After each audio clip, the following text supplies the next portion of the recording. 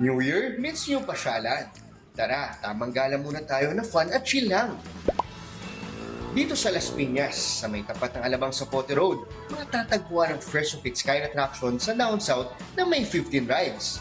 After a day of malling, iba naman yung environment, labas naman kayo dito, enjoy niyo yung mga rides natin and attractions na pang-pamilya talaga.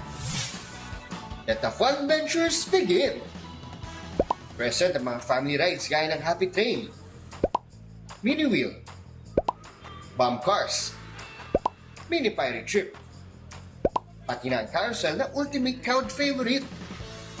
Ang ibang bagets, want to sawa ang talon sa mga trampoline at inflatables. Sa bawat pagliko, feel naman ang adrenaline rush na magpinsang Mario na third sa drift ng Nitro.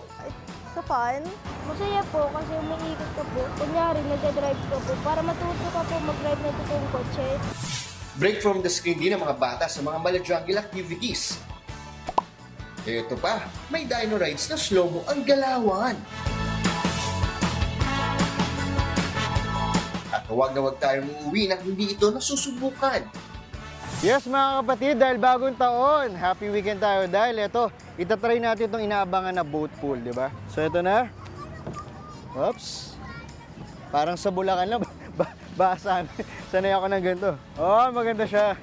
Parang ano, may pa-speedboat. Wala siyang reverse na kuya. So bomb car siya na ano, version.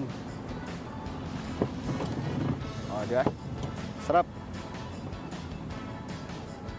Okay. Dahan-dahan lang, baka makabangga. Oops, kuya. Oops, sorry. Hilo uli ang weekend body nyo. Ang mga speedboat na mala salbabida, ibang saya ang hatid sa mga bata. Present din ang mga nakakaaliw na game boats tulad ng lobster pot at duck food. Siguradong mag-e-enjoy ang inyong mga chickings, kids at heart, pati na ang titos and titos of Manila na gaya ko. Bukas araw-araw ang fun ventures mula 2 p.m. hanggang 10 p.m. At ito ang pinakagusto ko, shoot that ball tayo. Sablay nga lang ako. Until next weekend mga kapatid, Mondi Lopez, News 5. Mga kapatid, Jess De Los Santos po. Iba na ang may alam at may pakialam sa panahon ngayon. Para sa tuloy-tuloy na balitaan sa Frontline kahit weekend, mag-follow at mag-subscribe sa social media pages ng News 5.